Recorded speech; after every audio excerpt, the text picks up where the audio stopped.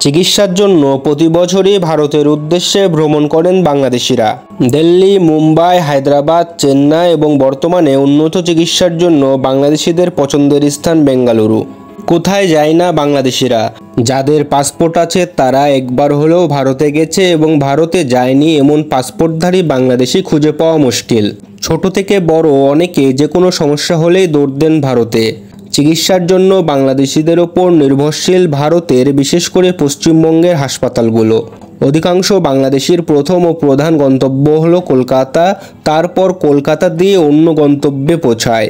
কিন্তু বাংলাদেশের সাম্প্রতিক গণ আন্দোলন ও সরকার পতনের পর ভারতের ভিসা কার্যক্রম সীমিত করায় ব্যাপক হারে কমেছে বাংলাদেশিদের ভারত যাত্রা।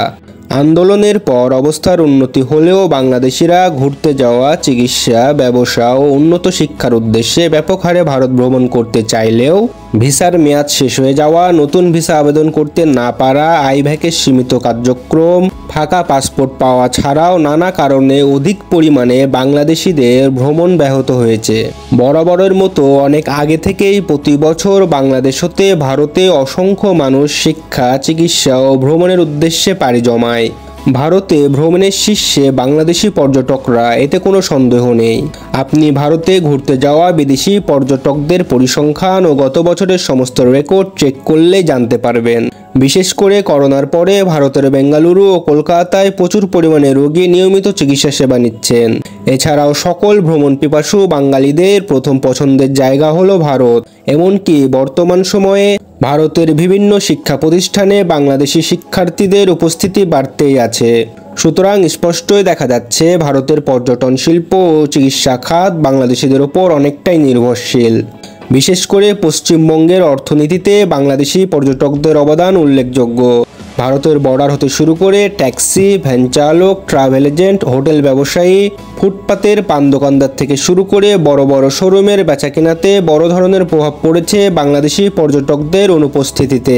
বাংলাদেশিদের জন্য যেমন ভারত হলো প্রথম ও সহজে ভ্রমণের জায়গা, তেমনি বাংলাদেশি পর্যটকদের জন্য ভারতের জিডিপি বৃদ্ধির পাশাপাশি বৈদেশিক মুদ্রা অর্জন সহ অর্থনীতির বিভিন্ন খাতে কর্মসংস্থানের সৃষ্টি হয়েছে।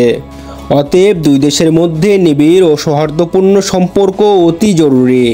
গুটি কয়েক বাংলাদেশি ও ভারতীয় জনগণের কারণে বাংলাদেশ ও ভারতের মধ্যবর্তী নিবিড় সম্পর্কে সাময়িক ছেদ পড়লেও অচিরেই এই সমস্যার সমাধান চায় দুই দেশের ভুক্তভোগী আমজনতা। অতি দ্রুত বাংলাদেশে ভারতীয় ভিসা আবেদন চালু এবং দুই দেশের জনতার মধ্যে এবং সরকারগণের মধ্যে আবারও সৌহার্দ্যপূর্ণ সম্পর্ক হোক, এটাই প্রার্থনা। আমরা সবাই সবার পরিপূরক। ধন্যবাদ সবাইকে সম্পূর্ণ ভিডিওটি দেখার জন্য। সবাই ভালো থাকবেন, সুস্থ থাকবেন। আসসালামু আলাইকুম।